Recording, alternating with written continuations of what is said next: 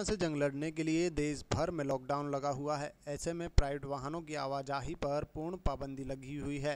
Private वाहनों पर पाबंदी होने की वजह से दूर दराज से नौकरी पर जाने वालों के लिए एक मुसीबत बनी हुई है। सरकार और प्रशासन की ओर से ऐसे कर्मचारियों को कार्यालय तक ले जाने के लिए कोई इंतजामात नहीं किए गए। जिन कर्मचारियों के पास अपने वाहन हैं वे तो अपनी ड्यूटी पर पहुंच जाते हैं, लेकिन जिन गरीब कर्मचारी खास तौर से अस्पताल आदि में लगे कॉन्ट्रैक्ट पर लगे हुए उनको खासी परेशानी हो रही है। हमारी टीम ने देखा कि नूह अलवर रोड पर दो महिलाएं एक पुरुष पैदल ही बड़कली की ओर से आ रहे हैं। हमने उनसे पैदल चलने का कारण पूछा तो पता चला कि ये तीनों कर्मचारी मांडीखेड़ा स्थित अल आफिया अस्पताल में स्वीपर, सिक्योरिटी गार्ड व ठेकेदार मार्फत कार्य कर रहे हैं। तीनों कर्मचारियों को परिवार पालने के लिए प्रतिदिन 50 किलोमीटर पैदल सफ़र तय करना पड़ता है। समय पर न पहुंचने पर ठेकेदार नौकरी से निकालने की धमकी देता है। इन कर्मचारियों को मात्र 10,000 रुपये वेतन मिलता है। अल आफिया अस्पताल मांडीखेड़ा में बतौर स्वीपर काम करने वाली सुमित्रा ने डरते हुए कहा कि मीडिया में उनकी खबर जाने के बाद उसे ठेकेदार नौकरी से निकाल देंगे। हमारे आश्वासन के बाद उन्होंने बताया कि मांडीखेड़ा से करीब 25 किलोमीटर दूर मुड़ैता की रहने वाली हैं। वह अस्पताल में गायनी वार्ड में बतौर स्वीपर काम करती हैं।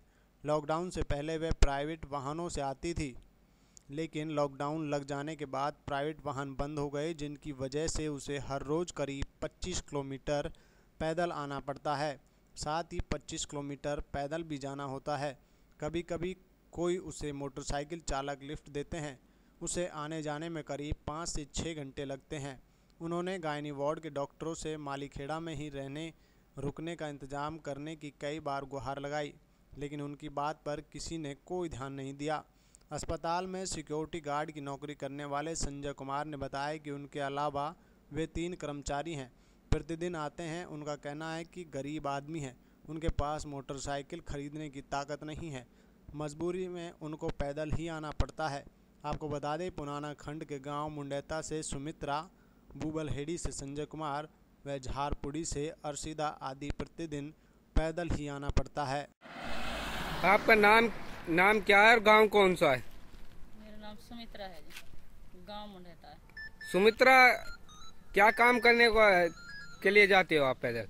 यहाँ पे हम हॉस्पिटल में स्वीपर कर्मचारी हैं जी, हाउसिंग सफाई करने। कौन सा हॉस्पिटल में हो? मांडीखेड़ा हॉस्पिटल, ये गायनिंग वार्ड में। यहाँ से आपका गांव कितना दूर पड़ता है और क्या किस साधन से जाते हो? ऐसे ही जाते हैं जी, पैदल पैदल गांव पड़ता है, 25 किलोमीटर के आसपास है जी। क्या आपने सीएमओ से या उच्च अधिकारियों से बात नहीं की? हम पैदल पैदल जाते हैं। कही थी जी बात। क्या बोलते हैं? मैडम से वही बात कही थी, निर्मल ढाड़ा से। उसने ये कहा था कि मतलब मुझे पता नहीं, मुझे ड्यूटी चाहिए, चाहे गिर के आओ, पड़ के आओ, कैसे भी आओ, ड्यूटी पे चाहिए मुझे। अच्छा, आपको वेतन कितना मिलता है? वेतन 10,000। खर्चा कितना हो जाता है? खर्चा के मतलब खर्चा तो काफी होगा।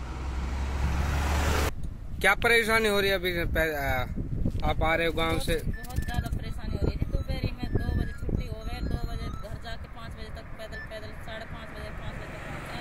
2-2.5 घंटा 3 घंटा लगना पैदल जाने में। कितने बंदे हो आपका? कौन कौन सा गांव है? एक अर्शिदा झारपुड़ी से, सिक्योरिटी गार्ड, एक संजय बूबलहेड़ी से स्वीपर, 3 बंदे हो आप। आपका नाम क्या है? संजय। गांव कौन सा है? बूबलहेड़ी। कहाँ से आ रहे हो? हॉस्पिटल से आ रहे हैं। कौन सा हॉस्पिटल से? मांडीखेड़ा से। जा कहाँ रहे हो? अब जी घर जा रहे हैं। कौन सा गांव है आपका और क्या काम करते हो हॉस्पिटल में? जी सीवर मैन हूँ जी, हॉस्पिटल में काम करता हूँ जी, सफाई का। सीवर मैन हूँ जी। अब घर जा रहे हैं जी, कोई जी साधन, पैदल जाते हैं जी, पैदल ही आते हैं। अच्छा, कितना दूर पड़ता है आपका गांव यहाँ से? यहाँ से जी 22-23 किलोमीटर पड़ जाता है। क्या रोज पैदल आते हो क्या? हाँ जी, रोज ही आ रहे हैं जी। वेतन कितना मिलता है आपको? 10,000 मिलता है। 10,000 मिलता है। हाँ जी। क्या परेशानी नहीं होती है? आप पैदल आ रहे हो, पैदल जा रहे हो, रोज आ रहे हो, रोज जा रहे हो? फिर लॉकडाउन होते ही जी परेशानी तो जी बहुत होगी जी, पैदल आना पैदल जाना जी। क्या मांग करना चाहते हो उच्च अधिकारियों से?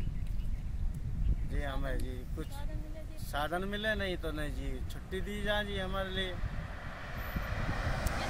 सुविधा दें। कितने बंदे आते हो आप पुराने इलाके के? हम जी 3-4 बंदे आते हैं जी, बाकी अपने भाई के अनुसार है। बाइक के अनुसार हैं जी। अच्छा, जिनके पास साधन नहीं है वो पैदल आ रहे हैं। हाँ जी।